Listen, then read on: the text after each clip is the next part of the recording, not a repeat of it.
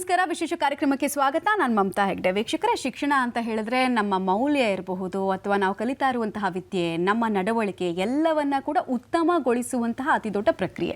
So ನಾವು ವಿದ್ಯಾರ್ಥಿಗಳ ಜೀವನದಲ್ಲಿರಬೇಕಾದ್ರೇ ಇದೆಲ್ಲ ಉತ್ತಮ ಆಗಬೇಕು ಅಂದರೆ ಒಂದು ಒಳ್ಳೆ ಶಿಕ್ಷಣ ಸಂಸ್ಥೆನ ನಾವು ಆಯ್ಕೆ ಮಾಡ್ಕೊಳ್ಬೇಕಾಗಿರೋದು ನಮ್ಮ ಜವಾಬ್ದಾರಿ, ಪೋಷಕರ ಕರ್ತವ್ಯ ಕೂಡ. ಸೊ ನಿರಂತರವಾಗಿ ನೀವು ಒನ್ಸ್ ಅಕಾಡೆಮಿಕ್ಸ್ ಇಯರ್ನ ನೀವು ಸ್ಟಾರ್ಟ್ ಮಾಡ್ತಾ ಇದ್ದೀರಾ ಅಂದಾಗ ನಿರಂತರ ಹುಡುಕಾಟ ಉತ್ತಮ ಶಿಕ್ಷಣ ಸಂಸ್ಥೆ ಯಾವುದು, ಒಳ್ಳೆ ಇಂಜಿನಿಯರಿಂಗ್ ಕಾಲೇಜ್ ಯಾವುದು, ಒಳ್ಳೆ PU ಕಾಲೇಜ್ ಯಾವುದು ಅಂತ. ಸೊ ಅದಕ್ಕೆ ಸಂಬಂಧಪಟ್ಟಂತೆ ನಾವು ನಿರಂತರವಾಗಿ ಎಜುಕೇಷನ್ ಪ್ರೋಗ್ರಾಮ್ ಮೂಲಕ ನಿಮಗೆ ಮಾಹಿತಿ ಕೊಡ್ತಾನೆ ಇರ್ತೀವಿ. ಇವತ್ತು ನಾವು ಮಾತಾಡ್ತಾ ಇರೋದು ನಿಮಗೆಲ್ಲ ದೇಶದಾದ್ಯಂತ ಪ್ರತಿಷ್ಠಿತ ಎಜುಕೇಷನ್ ಸಂಸ್ಥೆಗಳು ಯಾವುದು ಅಂತ ಬಂದಾಗ ನಾನು ಹೇಳೋದಕ್ಕೆ ಹೊರಟಿರುವಂತಹ ಹೆಸರು ಯಾವಾಗಲೂ ಕೇಳಿರ್ತೀರಿ, ರಾಮಯ್ಯ ಗ್ರೂಪ್ ಆಫ್ ಇನ್ಸ್ಟಿಟ್ಯೂಷನ್ಸ್ ಅಂತ. ತುಂಬ ಪ್ರತಿಷ್ಠಿತವಾದಂತಹ ಇನ್ಸ್ಟಿಟ್ಯೂಷನ್ನು, ಅಲ್ಲಿನ ಗುಣಮಟ್ಟದ ಶಿಕ್ಷಣದ ಬಗ್ಗೆ ನಾವು ಕೇಳ್ತಾನೆ ಇರ್ತೀವಿ. ಅದರ ಅಂಗ ಸಂಸ್ಥೆ ನಾವ್ಕೀಸ್ ಕಾಲೇಜ್ ಆಫ್ ಇಂಜಿನಿಯರಿಂಗ್ ಹಾಸನದಲ್ಲಿರೋದು. ಸೊ ಇದು ವಿಪರೀತವಾಗಿ ತನ್ನ ಗುಣಮಟ್ಟದ ಶಿಕ್ಷಣಕ್ಕೆ ಮತ್ತು ಒಳ್ಳೆ ರೀತಿ ಮಾರ್ಗೋಪಾಯಗಳನ್ನು ವಿದ್ಯಾರ್ಥಿಗಳಿಗೆ ಕೊಡೋ ನಿಟ್ಟಿನಲ್ಲಿ ಇವರು ದೊಡ್ಡ ಹೆಸರನ್ನು ಮಾಡಿದ್ದಾರೆ. ಹಾಗಾದರೆ ಇಲ್ಲಿ ಆಫರ್ ಮಾಡುವಂತಹ ಕೋರ್ಸಸ್ಗಳು ಯಾವುದು, ಇಲ್ಲಿನ ಫ್ರೀ ಸ್ಟ್ರಕ್ಚರ್ ಇರ್ಬೋದು, ಆಮೇಲೆ ಪ್ಲೇಸ್ಮೆಂಟ್ ಇರ್ಬೋದು, AI ಟೆಕ್ನಾಲಜಿನ ಈ ಇನ್ಸ್ಟಿಟ್ಯೂಷನ್ ಹೇಗೆ ಅಳವಡಿಕೆ ಮಾಡ್ಕೊಂಡಿದೆ, ಫ್ಯಾಕಲ್ಟೀಸ್ಗಳ ಎಜುಕೇಷನ್ ಗುಣಮಟ್ಟ ಇರಬಹುದು, ಎಲ್ಲದರ ಬಗ್ಗೆ ಸಮಗ್ರವಾಗಿ ಮಾಹಿತಿ ತಿಳಿಸ್ಕೊಡೋದಕ್ಕೆ ನಮ್ಮ ಜೊತೆಗೆ ಇಬ್ಬರು ಅತಿಥಿಗಳಿದ್ದಾರೆ ನಾವ್ಕೀಸ್ ಕಾಲೇಜ್ ಆಫ್ ಇಂಜಿನಿಯರಿಂಗ್ ಕಡೆಯಿಂದ. ಅವ್ರನ್ನ ಮೊದಲೇದಾಗಿ ಕಾರ್ಯಕ್ರಮಕ್ಕೆ ಸ್ವಾಗತಿಸ್ತೀನಿ. ನಮ್ಮ ಜೊತೆಗೆ ಡಾಕ್ಟರ್ ವಿನೂತಾ MR ಅಂತ, professor in head department of artificial intelligence and data science ಅವರಿದ್ದಾರೆ. ಅವ್ರನ್ನ ಕಾರ್ಯಕ್ರಮಕ್ಕೆ ಸ್ವಾಗತಿಸ್ತಾ ಇದ್ದೀನಿ. Hi madam, welcome to the show. ನಮಸ್ತೆ. ಹಾಗೆ ಡಾಕ್ಟರ್ DV ಮಂಜುನಾಥ್ ಅಂತ, ಇವರು ಪ್ರೊಫೆಸರ್ ಮತ್ತು head department of electronics and communication engineering ಕಡೆಯಿಂದ ಬಂದಿದ್ದಾರೆ. Hi sir, welcome to the show. Hi madam, ನಮಸ್ಕಾರ. ಸರ್, ಈಗಾಗಲೇ CET ರ್ಯಾಂಕ್ ಬಂದಿದೆ, ಫಲಿತಾಂಶ ಪ್ರಕಟ ಆಗಿದೆ, ಕೌನ್ಸಿಲಿಂಗ್ ಸ್ಟಾರ್ಟ್ ಆಗಬೇಕು. ಸೊ ನಾವು ವಿದ್ಯಾರ್ಥಿಗಳ ಜೀವನದಲ್ಲಿ ಹೆಂಗಿರುತ್ತೆ ಅಂದರೆ, ಯಾವುದಾದ್ರೂ ಒಂದು ಪ್ರೆಸ್ಟೀಷಿಯಸ್ ಇನ್ಸ್ಟಿಟ್ಯೂಷನ್ಗೆ ಹೋಗ್ಬಿಡೋಣ ಅಥವಾ ಯಾವುದಾದ್ರೂ ಒಳ್ಳೆ ಪ್ಲೇಸ್ಮೆಂಟ್ಗಳು ಆಗ್ತಾರೋ ಇನ್ಸ್ಟಿಟ್ಯೂಷನ್ಗೆ ಹೋಗ್ಬಿಡೋಣ ಅಂತ ಎರಡು ಆಯ್ಕೆ. ಅದು ಬಿಟ್ಟು ಮೂರನೇ ಆಯ್ಕೆ ಅನ್ನೋದನ್ನೇ ನಾವು ಯೋಚನೆ ಮಾಡಲ್ಲ. ಸೊ ಒಳ್ಳೆ ಕಾಲೇಜನ್ನು ಆಯ್ಕೆ ಮಾಡ್ಕೊಳ್ಬೇಕಾದ್ರೆ ನಾವು ಇದನ್ನು ಫಾಲೋನೇ ಮಾಡಬೇಕು ಅನ್ನೋ ಕ್ರೈಟೀರಿಯಾ ಯಾವುದು, ಪೋಷಕರು ಮಾಡೋ ತಪ್ಪೇನು? ಒಂದು ಇಂಜಿನಿಯರಿಂಗ್ ಕಾಲೇಜನ್ನು ಆಯ್ಕೆ ಮಾಡುವಾಗ ವಿದ್ಯಾರ್ಥಿಗಳು ಹೆಸರು ಮತ್ತು ರ್ಯಾಂಕನ್ನು ಅಷ್ಟೇ ನೋಡಿ ಸೆಲೆಕ್ಟ್ ಮಾಡ್ತಾರೆ. ಅದು ತಪ್ಪು. ಒಂದು ಕಾಲೇಜ್ನಲ್ಲಿ ಒಂದು ಗುಣಮಟ್ಟದ ಒಂದು ಎಜುಕೇಷನ್ ಕೊಡಬೇಕಾದಾಗ ಫ್ಯಾಕಲ್ಟಿ ಕ್ವಾಲಿಟಿ ಮತ್ತು ಪ್ಲೇಸ್ಮೆಂಟ್ ಸಪೋರ್ಟ್ ಹೇಗಿದೆ, ಕೆರಿಯರ್ ಗೈಡೆನ್ಸ್ ಹೇಗಿದೆ ಮತ್ತು ಅಲ್ಲಿನ ಒಂದು ಪ್ರಯೋಗಾಲಯಗಳ ತರಬೇತಿ ಹೇಗಿದೆ ಮತ್ತು ಅಡ್ವಾನ್ಸ್ಡ್ ಉದಯೋನ್ಮುಖ ಮತ್ತು ಆಧುನಿಕ ತಂತ್ರಜ್ಞಾನಗಳ ಬಗ್ಗೆ ಯಾವ ರೀತಿ ಅಲ್ಲಿನ ಕಾಲೇಜ್ ಪ್ರಾಧ್ಯಾಪಕರುಗಳು ಯಾವ ರೀತಿ ಟ್ರೈನಿಂಗ್ ಕೊಡ್ತಾ ಇದ್ದಾರೆ ಅನ್ನುವಂಥ ವಿಷಯಗಳನ್ನು ತುಂಬ ಚೆನ್ನಾಗಿ ಮನದಟ್ಟು ಮಾಡಿಕೊಂಡು ಕಾಲೇಜುಗಳನ್ನು ಆಯ್ಕೆ ಮಾಡಿಕೊಳ್ಳುವಂಥದ್ದು ಉತ್ತಮ ಅಂತ ನನ್ನ ಒಂದು ಅನಿಸಿಕೆ. ಓಕೆ, ವಿನುತಾ ಅವರೇ, ನೀವು ಹೇಳಿ ನನಗೆ, ಈಗ ಯಾವುದೇ ಒಂದು ಕಾಲೇಜ್ ಆಫ್ ಇಂಜಿನಿಯರಿಂಗ್ ಬಗ್ಗೆ ಮಾತಾಡ್ತಾ ಇದ್ದೀವಿ ಅಂದಾಗ ಅಲ್ಲಿ ಆಫರ್ ಮಾಡೋ ಕೋರ್ಸಸ್ಗಳ ಮೇಲೆ ನಾನು ಆಯ್ಕೆ ಮಾಡಬೇಕಾ ಬೇಡವಾ ಅನ್ನೋದು ನಿರ್ಧಾರ ಆಗುತ್ತೆ. ಸೊ ಏನೇನು ಕೋರ್ಸಸನ್ನು ನಾವ್ಕೀಸ್ ಕಾಲೇಜ್ ಆಫ್ ಇಂಜಿನಿಯರಿಂಗ್ ಜನರಿಗೆ ಪ್ರೊವೈಡ್ ಮಾಡ್ತಿದೆ ಅಂತ? ನಮ್ಮ ನೌಕೀಸ್ ಕಾಲೇಜ್ ಆಫ್ ಇಂಜಿನಿಯರಿಂಗಲ್ಲಿ ಯಾವುದೆಲ್ಲ ಕೋರ್ಸಸ್ ಆಫರ್ ಮಾಡ್ತಾ ಇದ್ದೀವಿ ಅಂತ ಅಂದರೆ, artificial intelligence and data science, artificial intelligence and machine learning, computer science and engineering, CSE AIML, CSE cyber security, civil engineering and electronics and communication engineering. ಇಷ್ಟು ಕೋರ್ಸ್ಗಳನ್ನ ನಮ್ಮ ನೌಕೀಸ್ ಕಾಲೇಜ್ ಆಫ್ ಇಂಜಿನಿಯರಿಂಗಲ್ಲಿ ಆಫರ್ ಮಾಡ್ತಾ ಇದ್ದೀವಿ. AI ಬಂದ ಮೇಲೆ ಮುಖ್ಯವಾಗಿ ಎಲ್ಲರೂ ಕೇಳ್ತಾ ಇರೋದು, AI ಕೋರ್ಸಸ್ಗಳನ್ನೇ ಮಾಡಿಬಿಡ್ತೀನಿ, ಯಾಕೆ ಇಂಜಿನಿಯರಿಂಗ್ ಕೋರ್ಸ್ ಮಾಡಬೇಕು, ಲಕ್ಷಾಂತರ ರೂಪಾಯಿ ದುಡ್ಡು ಕಟ್ಟೋದಕ್ಕಿಂತ ಶಾರ್ಟ್ ಟರ್ಮಲ್ಲಿ ನಾನು ಮಾಡಿಬಿಟ್ಟು ಇಂಜಿನಿಯರಿಂಗ್ ಕ್ವಾಲಿಫಿಕೇಷನ್ನೇ ತೊಗೊಂಡ್ಬಿಡ್ತೀನಿ ಅನ್ನೋದು ಒಂದು ಮಾತಿದೆ. ಅದು ಭ್ರಮೆ ಅಂತೀರಾ ನೀವು, ಅಥವಾ ಇಲ್ಲ ಎಜುಕೇಷನ್ ಮಾಡಬೇಕು, ಇಂಜಿನಿಯರಿಂಗ್ ಮಾಡಬೇಕಂದ್ರೆ ಸ್ಟಿಲ್ ಕೋರ್ಸಸ್ ಪ್ರಸ್ತುತತೆಯನ್ನು ಕಾಯ್ದುಕೊಂಡಿದೆ ಅಂತೀರಾ? ಹೇಗೆ ನೋಡ್ತೀರಿ? ಇವಾಗ ತುಂಬ ಜನ ಪೇರೆಂಟ್ಸ್ ಮೈಂಡಲ್ಲಿ ಈ ಕ್ವೆಶನ್ ಓಡ್ತಾ ಇದೆ, ಆರ್ಟಿಫಿಷಿಯಲ್ ಇಂಟೆಲಿಜೆನ್ಸ್ ಅಂತ ಕೋರ್ಸ್ ಮಾಡಿದ್ರೆ ಸಾಕಾ ಅಂತ ಅಂದ್ಬಿಟ್ಟು ಅಂತ. ಈಗ ನಿಮಗೆಲ್ಲ ಗೊತ್ತು, artificial intelligence has become part of our modern life. It's going to impact the way we think, the way we work, the way we live. Artificial intelligence ಇದ್ರೆ ನಮ್ಮದು ಇಂಜಿನಿಯರಿಂಗ್ ಬೇಡ ಅಥವಾ ಇಂಜಿನಿಯರಿಂಗ್ ನೆಸೆಸಿಟಿ, ಇಂಜಿನಿಯರ್ಸ್ ನೆಸೆಸಿಟಿ ಇರಲ್ಲ ಅಂತಲ್ಲ. Artificial intelligence is not a technology to replace engineers or engineering.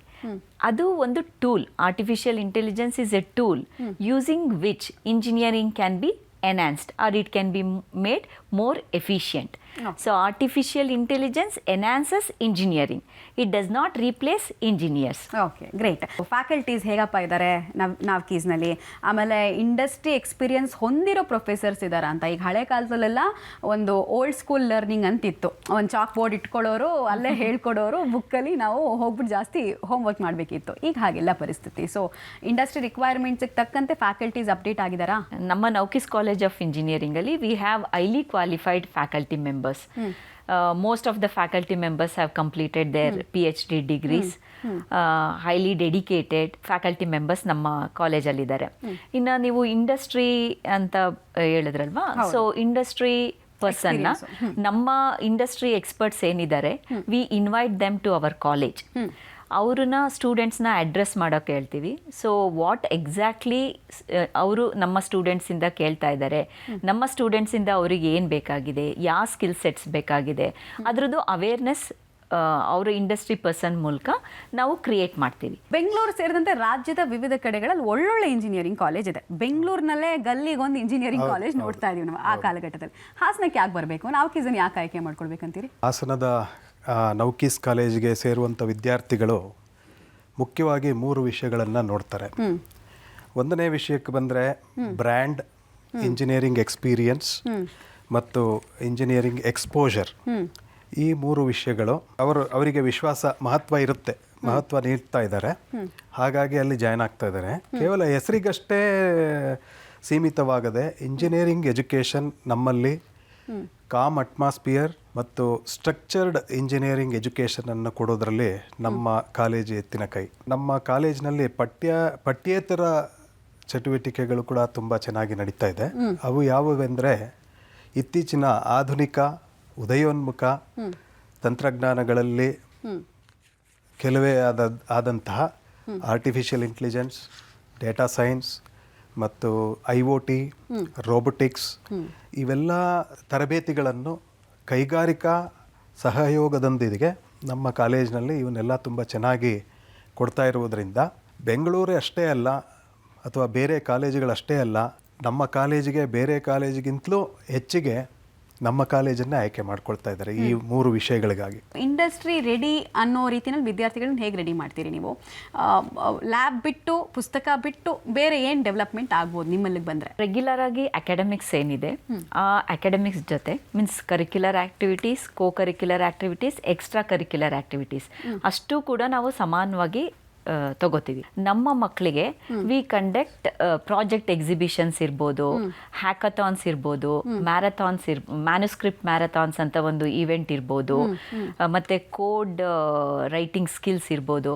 ಈ ರೀತಿ skill ಅಪ್ಗ್ರೇಡೇಷನ್ಗೆ ನಮ್ಮ ಮಕ್ಕಳಿಗೆ ಏನೆಲ್ಲ ಬೇಕೋ ಅದ್ರ ರಿಲೇಟೆಡ್ ಆ್ಯಕ್ಟಿವಿಟೀಸ್ ನಾವು ಇಂಡಸ್ಟ್ರಿ ಪರ್ಸನ್ಸಿಂದ ಮತ್ತು ಹೈಯರ್ ಎಜುಕೇಷನ್ ಇನ್ಸ್ಟಿಟ್ಯೂಟ್ಸ್ ಒಳ್ಳೆಯ ಕಡೆಯಿಂದ ಕರೆಸಿ, ಯಾರು ಆ ಪರ್ಟಿಕ್ಯುಲರ್ ಸಬ್ಜೆಕ್ಟ್ಸಲ್ಲಿ ಆ ಡೊಮೈನಲ್ಲಿ ಎಕ್ಸ್ಪರ್ಟ್ಸ್ ಇದ್ದಾರೆ ಅವರನ್ನ ಕರೆಸಿ ಅವರಿಂದ ನಮ್ಮ ಮಕ್ಕಳಿಗೆ ಟ್ರೈನಿಂಗ್ ಕೂಡ ಮಾಡಿಸ್ತೀವಿ. ನಾವು ಪ್ರಾಜೆಕ್ಟ್ ಎಕ್ಸಿಬಿಷನ್ಸ್ ಕೂಡ ಮಾಡಿಸ್ತೀವಿ. ತುಂಬ ಹ್ಯಾಕಥಾನ್ಸ್ ಎಲ್ಲ ಕಂಡಕ್ಟ್ ಮಾಡಿದ್ದೀವಿ. ಸೊ ಇದ್ರ ಜೊತೆಗೆ academics plus V focus on academics plus skill upgradation. Okay, startup culture ಬಗ್ಗೆ ವಿದ್ಯಾರ್ಥಿಗಳಿರೋಷ್ಟು ಆಸಕ್ತಿ ಈಗಿನ ಕಾಲದಲ್ಲಿ ಇನ್ಯಾರಿಗೂ ಇಲ್ಲ. ನಾವು ಮುಂಚೆಲ್ಲ ನೋಡ್ತಾ ಇದ್ದೀವಿ, ಒಂದು 25-28 ವರ್ಷ ಆದಮೇಲೆ ಓಕೆ ನಾನು ಏನೋ ಓನ್ ಬಿಸ್ನೆಸ್ ಮಾಡೋಣ ಅಂತ. ಈಗ 18-19 ವರ್ಷದವ್ರನ್ನ ಕೇಳಿದ್ರೆ I want to start a new business ಅಂತಾರೆ. ಸೊ ನೀವು ಹೇಗೆ ಅದಕ್ಕೆ ಎನ್ಕರೇಜ್ಮೆಂಟ್ ಕೊಡ್ತೀರಿ ನಿಮ್ಮ ಇನ್ಸ್ಟಿಟ್ಯೂಷನಲ್ಲಿ? ಯಾರು ಸ್ಟಾರ್ಟಪ್ನ ಮಾಡಿದ್ದಾರೆ ಅವರನ್ನ ಕರೆಸಿ ಅವ್ರದ್ದು success stories, not only success stories, ಕೆಲವ್ರನ್ನ ಕರೆಸಿ ಅವ್ರದ್ದು ಫೇಲ್ಯೂರ್ ಸ್ಟೋರೀಸ್ ಕೂಡ ನಾವು ಹೇಳಿಸ್ತೀವಿ ಮಕ್ಕಳಿಗೆ. ಸೊ ಅದರಿಂದ ಮೋಟಿವೇಟ್ ಆಗಿ ನಮ್ಮಲ್ಲೂ ಕೂಡ ಮಕ್ಕಳು ಕೆಲವೊಂದು ಸ್ಟಾರ್ಟ್ಅಪ್ ಫರ್ಮ್ಸ್ಗೆಲ್ಲ ರಿಜಿಸ್ಟ್ರೇಷನ್ ಎಲ್ಲ ಮಾಡ್ಕೊಂಡಿದ್ದಾರೆ. It's yours good development. Okay, placements ಹೇಗಿದೆ? ಈ ಪ್ರಶ್ನೆಯನ್ನು ಕೇಳದೆ ಯಾವುದೇ ಅಡ್ಮಿಷನ್ ಪ್ರಕ್ರಿಯೆ ಮುಗಿಯಲ್ಲ.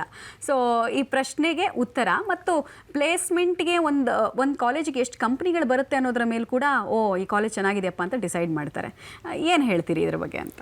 ಪ್ರತಿಯೊಬ್ಬ ಪೇರೆಂಟು ಅಥವಾ ವಿದ್ಯಾರ್ಥಿ ಕೂಡ ಪ್ಲೇಸ್ಮೆಂಟ್ ಹೇಗಿದೆ ಅಂತೇಳಿ ಕೇಳ್ತಾರೆ.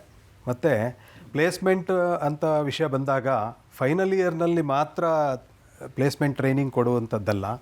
ನಮ್ಮ ಕಾಲೇಜಿನಲ್ಲಿ ಮೊದಲನೇ ವರ್ಷದಿಂದಲೇ ಪ್ಲೇಸ್ಮೆಂಟ್ ಟ್ರೈನಿಂಗನ್ನು ಕೊಟ್ಕೊಳ್ತಾ ವಿವಿಧ ಉದಯೋನ್ಮುಖ ಮತ್ತು ಆಧುನಿಕ ತಂತ್ರಜ್ಞಾನಗಳ ಪರಿಚಯಗಳನ್ನು ಅಲ್ಲೇ ಕೊಟ್ಕೊಳ್ತಾ ಕೈಗಾರಿಕಾ ತರಬೇತುದಾರರ ಸಹಾಯದಿಂದ ಹೆಚ್ಚಿನ ತರಬೇತಿಗಳನ್ನು ಕೊಟ್ಕೊಳ್ತಾ ಮತ್ತು ನಾವು ಸುಮಾರು MOUಗಳನ್ನು ನಮ್ಮ ಕಾಲೇಜಿನಲ್ಲಿ ಮಾಡಿಕೊಂಡಿದ್ದೇವೆ. ಅಂತಹ ಒಂದು MOU ಒಂದು ಹೇಳಬೇಕಾದ್ರೆ IIT Bombay spoken tutorial. IIT spoken ಟ್ಯುಟೋರಿಯಲ್ನ ಇಂಗ್ಲೀಷ್ ಕೋರ್ಸನ್ನು ಕಂಪಲ್ಸರಿಯಾಗಿ ನಮ್ಮ ಮೊದಲನೇ ವರ್ಷದ ವಿದ್ಯಾರ್ಥಿಗಳಿಗೆ ಕಂಪಲ್ಸರಿ ಮಾಡಿ ಅಲ್ಲಿ ಅವರು ಜಾಗತಿಕ ಮಟ್ಟದಲ್ಲಿ ಇಂಗ್ಲೀಷ್ನಲ್ಲಿ ಸ್ಪರ್ಧೆ ಮಾಡ್ಕೊಳ್ತಾ ಪ್ಲೇಸ್ಮೆಂಟನ್ನು ಆರಿಸ್ಕೊಳ್ಳುವಂಥ ಒಂದಿದು. ಪ್ರೆಸೆಂಟೇಷನ್ ಸ್ಕಿಲ್ಸ್, ಕಮ್ಯುನಿಕೇಷನ್ ಸ್ಕಿಲ್ಸ್ ಮತ್ತು ಮ್ಯಾಕ್ ಇಂಟರ್ವ್ಯೂಸ್ ಮತ್ತು ಮಾರ್ಕ್ ಆಪ್ಟಿಟ್ಯೂಡ್ ಟೆಸ್ಟ್ ಇವನ್ನೆಲ್ಲ ಕೊಟ್ಕೊಳ್ತಾ ನಾವು ಮೊದಲನೇ ವರ್ಷದಿಂದಲೇ ಅವರಿಗೆ ಪ್ಲೇಸ್ಮೆಂಟ್ ತರಬೇತಿ ಕೊಟ್ಕೊಳ್ತಾ when the students comes for the final year ಅಲ್ಲಿಗೆ ಬಂದ ಕೂಡಲೇ ಅವರಿಗೆ ಪ್ಲೇಸ್ಮೆಂಟ್ ಸ್ಟಾರ್ಟ್ ಆಗ್ತದೆ. ಪೋಷಕರಿಗಿರುವಂತಹ ದೊಡ್ಡ ಕಾಳಜಿ ಅಂತ ಹೇಳಿದ್ರೆ ಹಾಸ್ಟೆಲ್ ಫೆಸಿಲಿಟಿ, ಸೇಫ್ಟಿ ಹೇಗಿದೆ, ನಮ್ಮ ಮಕ್ಕಳ ಸುರಕ್ಷತೆ ಹೇಗೆ ಅಂತ. ನಿಮ್ಮಲ್ಲಿ ಏನೇನು ಹೆಜ್ಜೆ ಇಟ್ಟಿದ್ದೀರಾ ಮಕ್ಕಳ ಸುರಕ್ಷತೆ ಬಗ್ಗೆ? ನಮ್ಮ ಕ್ಯಾಂಪಸ್ ಒಳಗಡೆನೆ ಲೇಡೀಸ್ ಹಾಸ್ಟೆಲ್ ಇದೆ. So 24/7 security, 1 ladies hostel warden, 2 chief wardens ಇದ್ದಾರೆ, ಮೆಡಿಕಲ್ ಕೇರ್, ಒಳ್ಳೆ quality food, very good ambience, ಅಂದರೆ ಓದೋಕ್ಕೆ ಮೆಚ್ಚುಗೆ ಆಗುವಂಥ ಒಂದು ಆ್ಯಂಬಿಯನ್ಸು, ಸೇಫ್ಟಿ, ಹೋಮ್ಲಿ ಅಟ್ಮಾಸ್ಫಿಯರ್, ಅದನ್ನೆಲ್ಲ ಕ್ರಿಯೇಟ್ ಮಾಡಿದ್ದೀವಿ ನಾವು. ಸೊ ನಿಮ್ಮ ಮಕ್ಕಳು ನಮ್ಮ ಹಾಸ್ಟೆಲಲ್ಲಿ ತುಂಬ ಸೆಕ್ಯೂರ್. ಓಕೆ, ಒಂದು ಸ್ಟೂಡೆಂಟ್ನ ವ್ಯಕ್ತಿತ್ವ ವಿಕಸನ ಆಗೋದು ಕೇವಲ ಶಿಕ್ಷಣದಿಂದ ಮಾತ್ರ ಅಲ್ಲ, ಸ್ಪೋರ್ಟ್ಸಲ್ಲಿ ಇರಬೇಕು ಅವರು, ಕರಿಕ್ಯುಲರ್ ಆ್ಯಕ್ಟಿವಿಟೀಸಲ್ಲಿ. ನಾನು ಎಕ್ಸ್ಟ್ರಾ ಕರಿಕ್ಯುಲರ್ ಅಂತ ಹೇಳೋದೇ ಇಲ್ಲ, ಕರಿಕ್ಯುಲರ್ ಆ್ಯಕ್ಟಿವಿಟೀಸಲ್ಲಿ ಇರಬೇಕು. ಸೊ ಆ ನಿಟ್ಟಿನಲ್ಲಿ ಏನು ಹೆಜ್ಜೆಯನ್ನು ಇಡ್ತಾ ಇದ್ದಾರೆ, ಹೇಗೆ ಎನ್ಕರೇಜ್ಮೆಂಟ್ ಇದೆ ಅಂತ? ಈ ವಿಷಯಗಳಿಗೆ ವಿಶೇಷ ಮಹತ್ವ ನಮ್ಮ ಕಾಲೇಜಿನಲ್ಲಿ ನೀಡ್ತಾ ಇದ್ದೇವೆ. ಈ ವಿಷಯಕ್ಕೆ ಬಂದಾಗ ಸಪರೇಟ್ ಜಿಮ್ ಇರೋದಾಗಲಿ, sports, indoor games, technical clubs, cultural activities ಮತ್ತು ಲೀಡರ್ಶಿಪ್ ಪ್ರೋಗ್ರಾಮ್ಸು, NSS, NCC ಇವುಗಳೆಲ್ಲ ವ್ಯಕ್ತಿತ್ವ ವಿಕಸನಕ್ಕೆ ಹೆಲ್ಪ್ ಮಾಡುತ್ತೆ. ಈ ವಿಷಯದಲ್ಲಿ ಬಂದರೆ ನಮ್ಮ ವಿದ್ಯಾರ್ಥಿಗಳಲ್ಲಿ ದೈಹಿಕ ಕ್ಷಮತೆ ಮತ್ತು ಶಿಸ್ತು, ಆತ್ಮವಿಶ್ವಾಸ, ತಂಡ ಭಾವನೆ, ನಾಯಕತ್ವ ಮತ್ತು ಸಮಯ ನಿರ್ವಹಣಾ ಕೌಶಲ್ಯಗಳನ್ನು ಬೆಳೆಸಲು ನಾವು ಈ ಒಂದು ಚಟುವಟಿಕೆಗಳನ್ನು ತುಂಬ ಇಂಪಾರ್ಟೆಂಟಾಗಿ ಇಟ್ಟಿದ್ದೇವೆ. ಇನ್ನು ಸ್ಪೋರ್ಟ್ಸ್ ವಿಷಯಕ್ಕೆ ಬಂದರೆ ನಮ್ಮ ಕಾಲೇಜಿನಲ್ಲಿ ಫುಟ್ಬಾಲ್ ಟರ್ಫ್ ಕೋರ್ಟ್ ಇದೆ ಮತ್ತು ಇಂಡೋರ್ ಔಟ್ಡೋರ್ ಕೋರ್ಟ್ಸ್ ಇದೆ. ಇದರಲ್ಲಿ ವಿಶೇಷ ತರಬೇತಿಗಳನ್ನು ವಿದ್ಯಾರ್ಥಿಗಳಿಗೆ ಕೊಟ್ಕೊಳ್ತಾ, ಪ್ರತಿಭಾವಂತ ವಿದ್ಯಾರ್ಥಿಗಳಿಗೆ ಸ್ಪೋರ್ಟ್ಸ್ ಸ್ಕಾಲರ್ಶಿಪ್ಪನ್ನು ಕೊಟ್ಕೊಳ್ತಾ ಮತ್ತು ವಿವಿಧ ಕಾಂಪಿಟೇಷನ್ಗಳಿಗೆ ನಮ್ಮ ವಿದ್ಯಾರ್ಥಿಗಳನ್ನು ಕಳಿಸ್ಕೊಂಡು, ಹಾಗೆ ನಮ್ಮ ವಿದ್ಯಾರ್ಥಿಗಳು ಕೂಡ VTU ನ್ಯಾಷನಲ್ ಲೆವೆಲ್ ಆಗಲಿ ಅಥವಾ VTU ರಾಜ್ಯ ಮಟ್ಟದ ಪ್ರಶಸ್ತಿಗಳನ್ನು ತಗೊಂಡು ಬಂದಿದ್ದಾರೆ ಅನ್ನೋದಕ್ಕೆ ನಾನು ಸಂತೋಷ ಪಡ್ತೇನೆ ಈ ಒಂದು ಸಂದರ್ಭದಲ್ಲಿ. ಸೊ ಹಾಗಾಗಿ ವ್ಯಕ್ತಿತ್ವ ವಿಕಸನಕ್ಕೆ ಈ ಎಲ್ಲ ಚಟುವಟಿಕೆಗಳಿಗೂ ನಾವು ಹೆಚ್ಚು ಇಂಪಾರ್ಟೆನ್ಸ್ ಕೊಟ್ಕೊಳ್ತಾ ವಿದ್ಯಾರ್ಥಿಗಳಿಗೆ ತುಂಬ ಚೆನ್ನಾಗಿ ಅವರು ಇನ್ವಾಲ್ವ್ ಆಗೋ ಥರ ಮಾಡಿ ಅವರಿಗೆ ತರಬೇತಿಗಳನ್ನು ಕೊಟ್ಟು ವಿಶೇಷ ರೀತಿಯಲ್ಲಿ ಕಾಳಜಿ ವಹಿಸ್ತಾ ಇದ್ದಾರೆ. ಸಮಗ್ರ ಬೆಳವಣಿಗೆ degree development holistic approach. Nice. ಅವರೇ ಈಗ ತುಂಬಾ ಜನ ಸ್ಟೂಡೆಂಟ್ಸ್ ಹೇಳೋದನ್ನ ಕೇಳಿದ್ದೀನಿ. ಮುಂಚೆ ಎಲ್ಲ ಇದನ್ನ ಡಿಗ್ರಿ ಸ್ಟೂಡೆಂಟ್ಸ್ ಹೇಳ್ತಾ ಇದ್ರು, ನಾನು ಕೋರ್ಸ್ ಮಾಡಿದ್ದೀನಿ ಮ್ಯಾಮ್ ಬಟ್ ಕೆಲಸ ಸಿಗ್ತಿಲ್ಲ ಅಂತ. ಈಗ ಇಂಜಿನಿಯರಿಂಗ್ ಸ್ಟೂಡೆಂಟ್ಸ್ ಹೇಳ್ತಾ ಇದ್ದಾರೆ, ನಾನು ಇಂಜಿನಿಯರಿಂಗ್ ಒಳ್ಳೆ ಕಾಲೇಜಲ್ಲೇ ಮಾಡಿದೆ ಬಟ್ ಕೆಲಸ ಸಿಗ್ತಿಲ್ಲ ಅಂತ. ಯಾಕೆ ಹಿಂಗಾಗ್ತಿದೆ? ಏನು ಅಪ್ ಸ್ಕಿಲ್ ಮಾಡ್ಕೊಳ್ಬೇಕು, ಏನು ಜಾಸ್ತಿ ಫೋಕಸ್ ಮಾಡ್ಬೇಕು ಅನ್ಸುತ್ತೆ? ಇವತ್ತಿನ ಕಾಲಘಟ್ಟದಲ್ಲಿ ಜಸ್ಟ್ ಅಕಾಡೆಮಿಕ್ಸ್ ಅಷ್ಟೇ ಇಂಪಾರ್ಟೆಂಟ್ ಅಲ್ಲ, ನಮ್ದು skill sets improvement, communication skills, ಆಮೇಲೆ ಎಲ್ಲದಕ್ಕಿಂತ ಮುಖ್ಯವಾಗಿ ನಾವು ಒಂದು ಟೀಮಲ್ಲಿ ಹೇಗೆ ವರ್ಕ್ ಮಾಡ್ತೀವಿ, ಎಲ್ಲರ ಜೊತೆ ಹೇಗೆ ಮಿಂಗಲ್ ಆಗ್ತೀವಿ, ಟೀಮ್ ವರ್ಕ್ ಅಂತ ಹೇಳ್ತೀವಿ ನಾವು, that is also very important. So ಒಂದು ಲೈನಲ್ಲಿ ನಾವು ಹೇಳ್ಬೇಕು ಅಂತ ಅಂದರೆ degree plus skill sets plus artificial intelligence competency plus life long ಇರಬೇಕು. ದಟ್ ಈಸ್ ದ ಮಂತ್ರ for success. Correct. Industries collaboration ಎಷ್ಟು ಇಂಪಾರ್ಟೆಂಟ್ ಆಗುತ್ತೆ, ಇಂಟರ್ನ್ಯಾಷನಲ್ ಯೂನಿವರ್ಸಿಟಿಗಳ ಜೊತೆ ಕೊಲಾಬ್ರೇಷನ್ ಮಾಡಬೇಕು ಅಂತ ಕೆಲವ್ರಿಗೆ ಕನಸಿರುತ್ತೆ. ಆ ಕನಸಿಗೆ ದಾರೆ ಎರೆಯೋ ನಿಟ್ಟಿನಲ್ಲಿ, ರಿಸರ್ಚ್ ಆಪರ್ಚುನಿಟೀಸ್ ನಿಟ್ಟಿನಲ್ಲಿ ನಿಮ್ಮ ಕಾಲೇಜ್ ಏನು ವಾತಾವರಣ ಸೃಷ್ಟಿ ಮಾಡಿಕೊಡ್ತಿದೆ? ರಿಸರ್ಚ್ ಓರಿಯೆಂಟೆಡ್ ಎಜುಕೇಷನ್ ಇರ್ಬೋದು, ಆಪರ್ಚುನಿಟೀಸ್ ಇರ್ಬೋದು, ಫಾರಿನ್ ಮಾಸ್ಟರ್ಸ್ ಆಸ್ಪಿರೇಷನ್ಸ್ ಇರ್ಬೋದು, ಇವಕ್ಕೆಲ್ಲ ಒಂದು ಎಂಟ್ರೆನ್ಸ್ ಎಕ್ಸಾಮಿನೇಷನ್ಸ್ ಇರ್ತವೆ. ಎಕ್ಸಾಂಪಲ್ ಟೊಫೆಲ್, ಐಲೆಟ್ಸ್, ದೆನ್ GRE ಇಂಥ ಎಕ್ಸಾಮ್ಸ್ಗಳಿಗೆ ನಾವು ನಮ್ಮ ಕಾಲೇಜಿನಲ್ಲಿ ಎಲಿಜಿಬಿಲಿಟಿ ಎಕ್ಸಾಮ್ಸ್ ಕುರಿತು ಅವೇರ್ನೆಸ್ ಮತ್ತು ಪ್ರಿಪರೇಷನ್ ಸಪೋರ್ಟ್ ಕೂಡ ನೀಡ್ತಾ ಇದ್ದೇವೆ. ಮತ್ತು ಈ ಎಲ್ಲ ಟ್ರೈನಿಂಗ್ಸನ್ನು ಕೊಡ್ತಾ ನಮ್ಮ ವಿದ್ಯಾರ್ಥಿಗಳನ್ನು ಬರೀ ಇಂಜಿನಿಯರಿಂಗ್ ಡಿಗ್ರಿ ಮಾಡೋದ್ರ ಮೂಲಕ ರಿಸರ್ಚ್ ಓರಿಯೆಂಟೆಡ್ ಜಾಬ್ಸನ್ನು ರಿಸರ್ಚ್ ಓರಿಯೆಂಟೇಷನ್ ಕಡೆಗೆ ತಗೊಳ್ತಾ ಮತ್ತು ಉದ್ಯಮಶೀಲತೆ ಬಗ್ಗೆನೂ ನಾವು ಒಂದು ಹೆಚ್ಚಿನ ಟ್ರೈನಿಂಗ್ಸನ್ನು ಕೊಟ್ಕೊಳ್ತಾ 3 ವಿಚಾರಗಳಲ್ಲಿ ನಮ್ಮ ವಿದ್ಯಾರ್ಥಿಗಳನ್ನು ನಾವು ನಮ್ಮ ಕಾಲೇಜಿನಲ್ಲಿ ತಯಾರು ಮಾಡ್ತಾ ಇದ್ದೇವೆ. ಒಂದು ಇಂಜಿನಿಯರಿಂಗ್ ಡಿಗ್ರಿ ಕಂಪ್ಲೀಟ್ ಮಾಡುವುದಿರ್ಬೋದು, ರಿಸರ್ಚ್ ಡೈರೆಕ್ಷನ್ಸನ್ನಲ್ಲಿ ಮುಂದುವರಿಯುವಂಥದ್ದಿರ್ಬೋದು, ಹಾಗೆ ಎಂಟ್ರಪ್ರಿನರ್ಶಿಪ್ ದಟ್ ಈಸ್ ಉದ್ಯಮಶೀಲತೆ ಅದರ ಬಗ್ಗೆನೂ ಕೂಡ ತುಂಬ ಹೆಚ್ಚಿನ ಒಂದು ನಿಟ್ಟಿನಲ್ಲಿ ಎಲ್ಲ ಫ್ಯಾಕಲ್ಟಿಗಳು ಮೆಂಟರಿಂಗ್ ಮಾಡ್ಕೊಳ್ತಾ ಸಪೋರ್ಟ್ ಮಾಡ್ಕೊಳ್ತಾ ವಿದ್ಯಾರ್ಥಿಗಳನ್ನು ನಮ್ಮ ಈ 3 ವಿಷಯಗಳಲ್ಲಿ ಬೆಳೆಸ್ತಾ ಇದ್ದೇವೆ. ಸೊ ನಿಮ್ಮ ನಾವ್ಕೀಸ್ನಲ್ಲಿ ಯಾವ ರೀತಿ ಕಾನ್ಸಂಟ್ರೇಟ್ ಮಾಡ್ತೀರಿ ಅಕಾಡೆಮಿಕ್ ಸಪೋರ್ಟ್ ಜೊತೆಗೆ ಮೆಂಟರಿಂಗ್ ಬಗ್ಗೆ ಅಂತ? ಸ್ಟೂಡೆಂಟ್ ಒಂದ್ಸಲ ಅಡ್ಮಿಷನ್ ತಗೊಂಡಾಗ ನಮ್ಮ ಕಾಲೇಜ್ಗೆ ಸೊ ಫಸ್ಟ್ ಇಯರ್ ಇಂದನೇ ಮೆಂಟರಿಂಗ್ ಸ್ಟಾರ್ಟ್ ಆಗುತ್ತೆ. ಪ್ರತಿ 20 ಜನ ಸ್ಟೂಡೆಂಟ್ಸಿಗೆ ಒಬ್ರು ಫ್ಯಾಕಲ್ಟಿ ಮೆಂಟರ್ ಅಲೋಕೇಟ್ ಆಗುತ್ತೆ. ಅವರು ಡೇ 1 ಅಂದರೆ ಫಸ್ಟ್ ಸೆಮ್ಮಿಂದ ಅವ್ರ ಪರ್ಫಾರ್ಮೆನ್ಸ್ ಹೇಗಿದೆ, ಅಂದರೆ ಅವ್ರು ಸ್ವಲ್ಪ ಅವ್ರ ಜೊತೆ ಚೆನ್ನಾಗಿ ಇಂಟರ್ಯಾಕ್ಷನ್ ಮಾಡಿ ಅವ್ರು ಯಾವುದ್ರಲ್ಲಿ ಗುಡ್ ಇದ್ದಾರೆ ಅದನ್ನು ಐಡೆಂಟಿಫೈ ಮಾಡಿ ಅದನ್ನು ಅವ್ರಿಗೆ ಮೋಟಿವೇಟ್ ಮಾಡಿ ಮತ್ತು ಕೆಲವು ಏನಾದರೂ ಪ್ರಾಬ್ಲಮ್ಸ್ ಇದ್ದರೆ ಅದನ್ನೆಲ್ಲ ಡಿಸ್ಕಸ್ ಮಾಡಿ ಆ ಸ್ಟೂಡೆಂಟ್ಸ್ ಹತ್ರ. ಸೊ ಮೆಂಟ್ರಿಂಗ್ ನಮ್ಮ ಸಂಸ್ಥೆಯಲ್ಲಿ ಭಾಳನೇ ಎಫೆಕ್ಟಿವ್ ಆಗಿ ನಡೆಯುತ್ತೆ. So up to final year ಅವ್ರು ಹೋಗೋವರೆಗೂ ನಮ್ಮ ಕಾಲೇಜಿನಿಂದ ಅವರು ವಿದ್ಯಾಭ್ಯಾಸ ಮುಗಿಸ್ಕೊಂಡು ಹೋಗೋವರೆಗೂ ಮೆಂಟರ್ಸ್ ಅವ್ರ ಜೊತೆ ಇರ್ತಾರೆ. ಅವ್ರ ಪ್ರತಿಯೊಂದರಲ್ಲೂ ಅವ್ರಿಗೆ ಜಾಬ್ ಆಗಿದೆಯಾ, ಯಾಕೆ ಆಗ್ತಾ ಇಲ್ಲ ರೀಸನ್ಸ್ ಫೈಂಡ್ ಮಾಡೋದು. ಸಪೋಸ್ ಅವ್ರಿಗೆ ಸ್ಕೋರಿಂಗ್ ಚೆನ್ನಾಗಿಲ್ಲ ಟೆಸ್ಟಲ್ಲಿ, ಯಾಕೆ ಆಗ್ತಾ ಇಲ್ಲ ಅವ್ರನ್ನ ಇಂಡಿವಿಜುವಲ್ ಆಗಿ ಕರೆದು ಮಾತಾಡ್ಸೋದು. ಇನ್ ಕೇಸ್ ಅವ್ರಿಗೇನಾದರೂ ಕೌನ್ಸಿಲಿಂಗ್ ಅವಶ್ಯಕತೆ ಇದೆಯಾ ಅದನ್ನ ಕೇಳಿ ಅದನ್ನ ಕನ್ಸರ್ನ್ಡ್ ಯಾರಿರ್ತಾರೆ ಅಥಾರಿಟೀಸ್ ಅವ್ರ ಗಮನಕ್ಕೆ ತರೋದು. Mentoring is excellent in our college. Counselling ನಾವು ಕಂಡಕ್ಟ್ ಮಾಡ್ತೀವಿ. So we take care of students very well in our campus. Okay Manjunath ಅವರೇ, ಈಗ ವ್ಯಾಲ್ಯೂ ಫಾರ್ ಎಜುಕೇಷನ್ ಅನ್ನೋ ಕಾನ್ಸೆಪ್ಟನ್ನೇ ಪೋಷಕರು ಮತ್ತು ಸ್ಟೂಡೆಂಟ್ಸ್ ನಂಬ್ತಾರೆ. ಬಟ್ ಎಕನಾಮಿಕಲಿ ವೀಕರ್ ಸ್ಟೂಡೆಂಟ್ಸ್ಗೆ ಆಸೆ ಇದೆ ದೊಡ್ಡ ಇಂಜಿನಿಯರಿಂಗ್ ಕಾಲೇಜಲ್ಲಿ ಮಾಡಬೇಕು, ದೊಡ್ಡ ಕೋರ್ಸನ್ನು ಮಾಡಬೇಕು ಅಂತ. ದುಡ್ಡು ಸಪೋರ್ಟ್ ಆಗುತ್ತಾ ಇಲ್ವಾ? ಏನು ಒಂದು ಕಾಲೇಜಾಗಿ ವಿದ್ಯಾರ್ಥಿಗಳನ್ನು ಪೋಷಿಸೋದು ಕಾಲೇಜ್ದು ಕೂಡ ಒಂದು ಜವಾಬ್ದಾರಿ. ಫೆಸಿಲಿಟೀಸ್ ಏನಿದೆ ಅಂತ ಪ್ರಶ್ನೆ.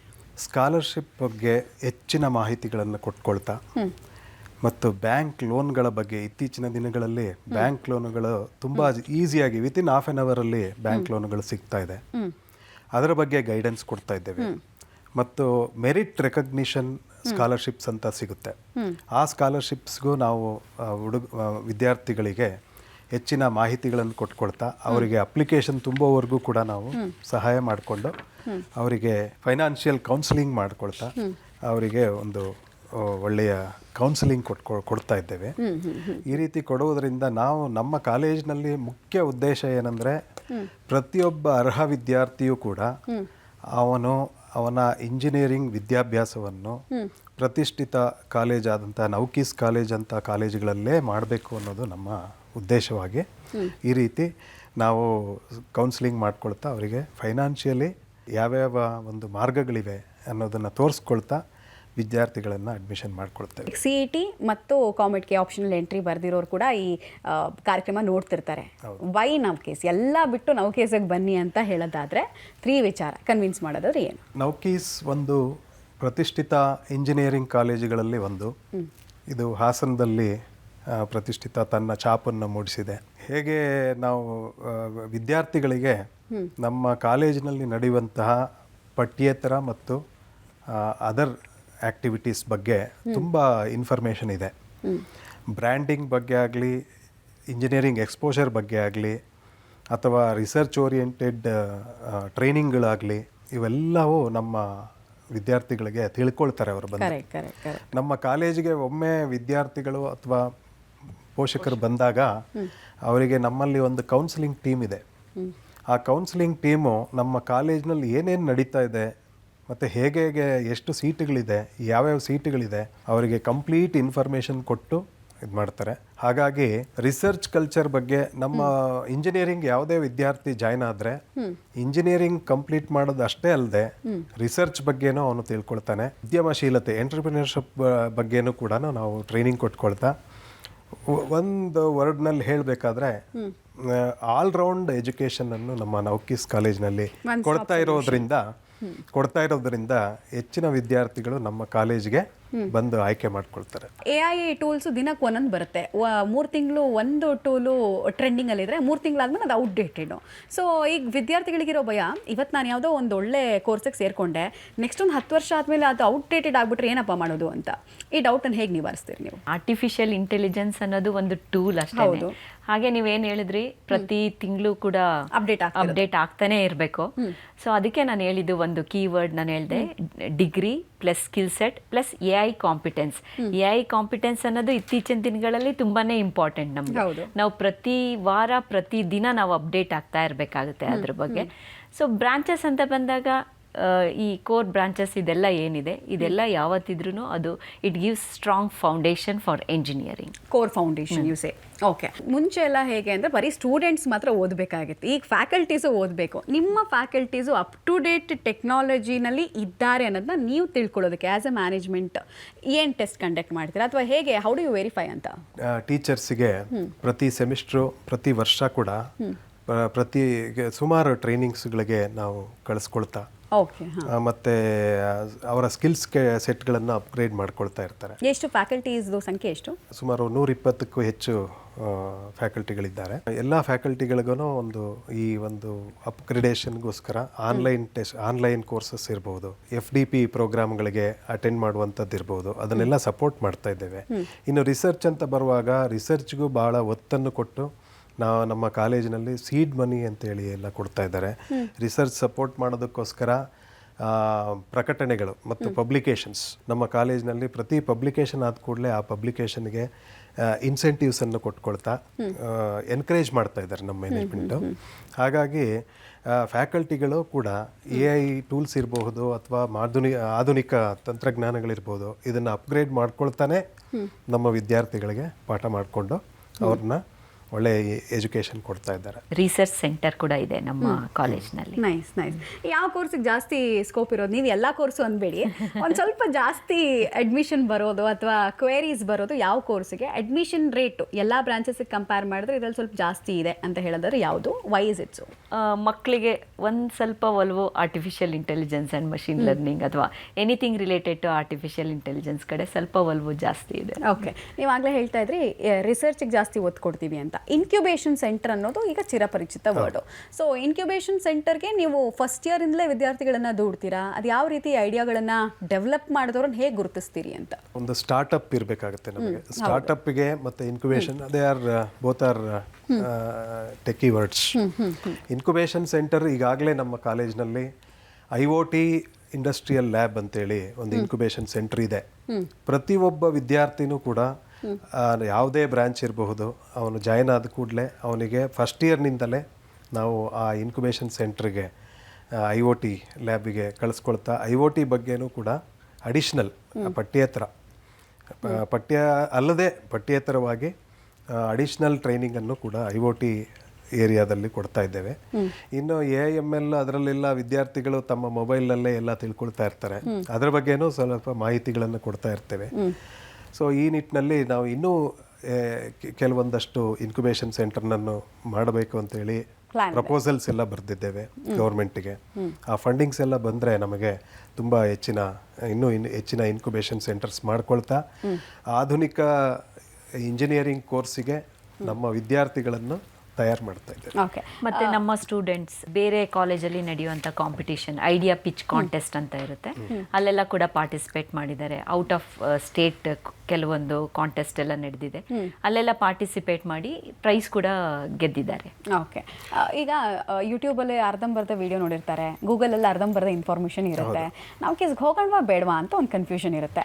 ಇಲ್ಲಿಗೆ ಬರೋದ್ರಿಂದ ವಿದ್ಯಾರ್ಥಿಗಳು ಮತ್ತು ಪೋಷಕರಿಗೆ ಒಂದ್ಸಲ ಕ್ಯಾಂಪಸ್ ವಿಸಿಟ್ ಮಾಡೋದ್ರಿಂದ ಆಗೋ ಪ್ರಯೋಜನ ಏನು ಅಂತ ಫೈನಲ್ ಕ್ವೆಶ್ಚನ್. ಬಂದ ವಿದ್ಯಾರ್ಥಿ ಯಾವುದೇ ಕಾರಣಕ್ಕೂ ವಾಪಸ್ ಹೋಗೋದಿಲ್ಲ ಅಡ್ಮಿಷನ್ ಇಲ್ಲದೆ. ಆ ರೀತಿ ನಾನು ಹೇಳ್ಬೋದು. ಯಾಕೆಂದರೆ ನಮ್ಮ ಒಂದು ತರಬೇತುದಾರರಾಗಲಿ ಫ್ಯಾಕಲ್ಟಿಗಳಾಗಲಿ ಎಲ್ಲ ತಂತ್ರಜ್ಞಾನ ಆಗಲಿ ಅಥವಾ ಲ್ಯಾಬೊರೇಟರೀಸ್ ಆಗ್ಬೋದು, ಇಂಡಸ್ಟ್ರಿ ಎಕ್ಸ್ಪೋಷರ್ ಇರ್ಬೋದು, ಅಥವಾ ರಿಸರ್ಚ್ ಆ್ಯಕ್ಟಿವಿಟೀಸ್ ಇರ್ಬೋದು, ಅಥವಾ ಪ್ಲೇಸ್ಮೆಂಟ್ ದಾಖಲೆಗಳಿರ್ಬೋದು, ಅವನ್ನೆಲ್ಲ ನೋಡಿದ ಕೂಡಲೇ ಪ್ರತಿಯೊಬ್ಬ ವಿದ್ಯಾರ್ಥಿ ಮತ್ತು ಪೋಷಕರು ಬಂದವರು ತಮ್ಮ ಸೀಟನ್ನು ತಗೊಂಡೇ ಹೋಗ್ತಾರೆ ಅನ್ನೋದು ನನ್ನ ಒಂದು ರೈಟ್ ಇಷ್ಟೊತ್ತು ಕಾರ್ಯಕ್ರಮಕ್ಕೆ ಬಂದು ಸಾಕಷ್ಟು ವಿಚಾರ ತಿಳಿಸ್ಕೊಟ್ರಿ. ಧನ್ಯವಾದಗಳು ತಮ್ಮಿಬ್ಬರಿಗೂ. ಧನ್ಯವಾದ. ಧನ್ಯವಾದ. ನಮಸ್ಕಾರ.